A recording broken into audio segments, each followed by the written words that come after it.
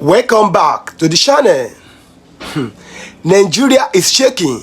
A popular northern man just shocked the whole country. He said he supports Biafra and that Nigeria is going to divide. Yes, he said Nigeria is going to divide. From the north, in this video you are about to watch, he boldly tells the truth many are afraid to say. The signs are clear. Benue is bleeding, Igbo land is boiling, and the people are tired of fake unity. What this man said is not just talk, it is a warning, a signal, a prophecy. Watch this clip very carefully. After the video, we will break down what it truly means. Let's tell ourselves the truth now, at least for once. See, I'm going to speak and a lot of people will think I'm speaking like a Biafran. I want us to reason like analytical human beings. The fact is the division of Nigeria with all the indications on ground so far is inevitable. The division of Nigeria is inevitable without implementing the regional system of government. Okay, let's look at the indicators. Number one, the fact is the issue of national insecurity at the moment happens to be majorly a northern problem, right? You quite agree with me on that. And in that regards now, any government of the day, any president at the moment that is not of the northern descent or northern origin that tries to fix that, if he's hoping to come for a second tenure, I bet you he can't succeed in that. You quite agree with me, right? And this is what I mean by that. Okay. In addressing, considering bringing into view now what happened recently in Benue, just the normal issue of farmers herders clashes as they call it, right? Okay. In fixing this kind of situations, now forget about the deployment of military, police, whatever the president coming to visit. You quite agree with me that that doesn't solve anything and it's not going to solve anything. The only thing that will solve that to some certain extent is we having a situation where there is ranches established for herders, right? That is to say, the herders must be in tune with changing times. Because you quite agree with me, there is no developed country you go to in this world today that you'll find a situation where animals wander all around. There is none. You can never find any developed country of that nature. But in so doing now, if the president of the day tries to enforce that, it's going to be rejected by the northerners to some certain extent, evidently clear even in the past, right? Considering the fact that these people are citizens or whatever, they are nomadic in nature, right? That has always been the conversation. They are nomadic in nature. So they move from places to places. And the fact is, I don't know where we're actually getting this. Okay, if you say you are nomadic in nature, how do you expect the government to account for you? Have you ever seen a country where you have citizens being nomadic in nature and the government can account for them and make budget for? So you see, the fact is, the herders must be in tune with changing times, but they are not ready for that. And even the politicians are not ready to have that conversation. Let's look at the issue of dialogue. We need to preach dialogue. We need to be accommodating. There's enough to share, I be according to Tinubu. But looking at it, you quite agree with me that as far as this life, this nature is concerned now, people have metamorphosized over time, which is the fact that people no more just live because they want to embrace each other in love and peace and harmony. There are two things that guide and regulate the conduct of humanity. One, adequate enforcement of the law. Even in developed countries. That is to say, you know that when you do this, this will happen. You must reap for it. You will go in for it. That makes people behave to some certain extent. Another thing that guides people's conduct is the fact that they must be subordinate and superior. Right? That is to say, in anywhere I live for there to be peace, is either they must be, you are the senior, I am the junior. So you know that when you try me, I will finish you, and me that knows that you are more powerful than me, I will not try you. Those are the things that keeps people in check. But if you think that we're going to sit down and be, in as much as we desire one Nigeria, we want to preach and we want to be all accommodating, we believe we're stronger together, but it's not the preaching of peace and love or whatever that keeps people together. These two indications are what keeps people together. And you quite agree with me to some certain extent, the two is missing. There is no adequate enforcement of laws. We are under-policed. Even the armed forces is overwhelmed, and a lot of other things. So what will keep people in check? So what we are fighting for at the moment is a situation where who is more powerful? Is it me, the Fulani man? Is it me, the Yoruba man? Is it me, the Igbo man? Or is it me, the Hausa man? The fact is, that must be sorted out.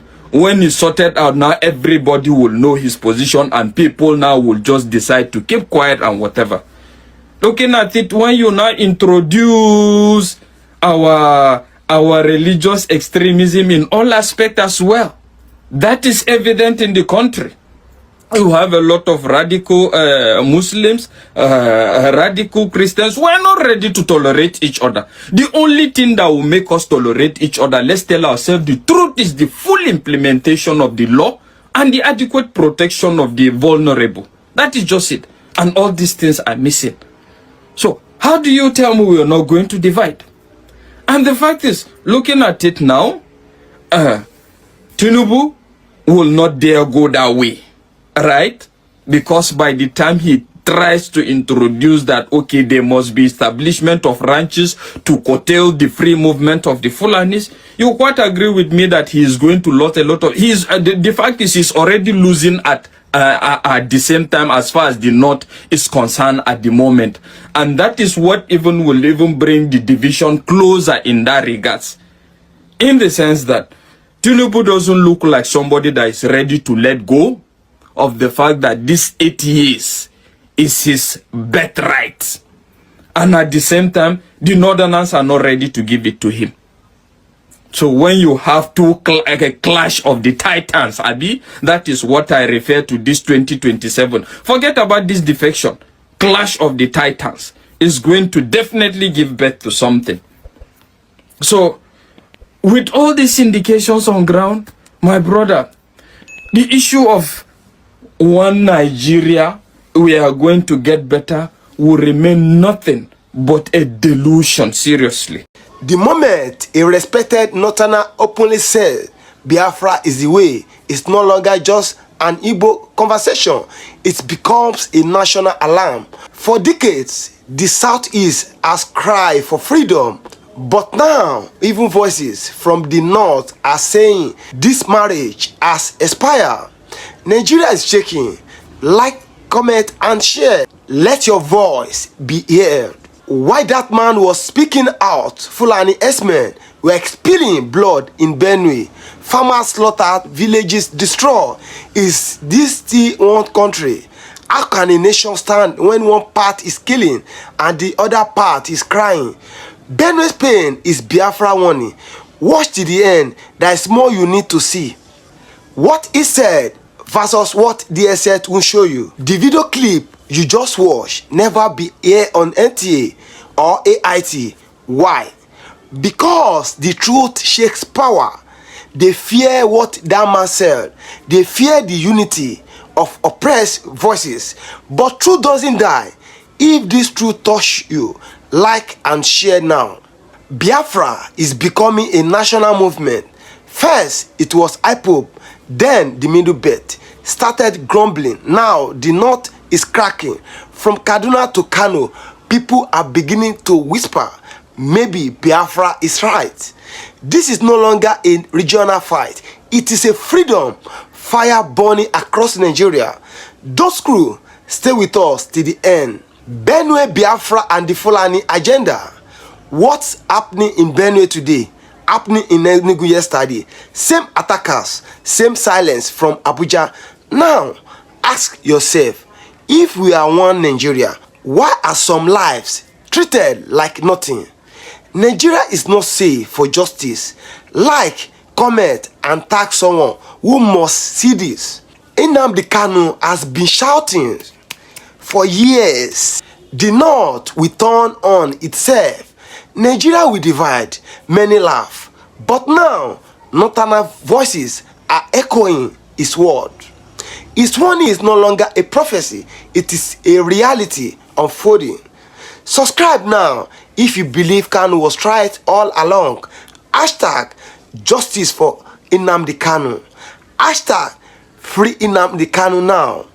What is the world still silent? Benue is burning, Biafra is crying, and the North is waking up. But where is the international community? Where is the UN? Where is the media? The silence is loud and the blood is real. Don't let the world stay blind. Share this video everywhere. Let the truth go viral. The man spoke truth, and truth is dangerous. You saw his face, you hear his voice. He wasn't shouting, but his words were louder than bullets. He said what many are too afraid to say. Nigeria is finished. That is not it. That is honesty. If you believe truth must be protected, drop a comment now. What's next for Biafra? With support rising from unexpected places, Biafra is no longer a dream. It is a demand. It is becoming a movement backed by sovereign people from East, Middle Belt, and even the North. The question is not if, but when. Let us know in the comments, do you believe Nigeria will divide? When Northerners begin to support Biafra, Abuja should panic. Because when your house started crumbling from inside, it is only a matter of time. The people are not afraid anymore. Freedom is rising. Like, comment, and subscribe now. Don't let this message die. Hashtag Biafra now. Hashtag end the killing.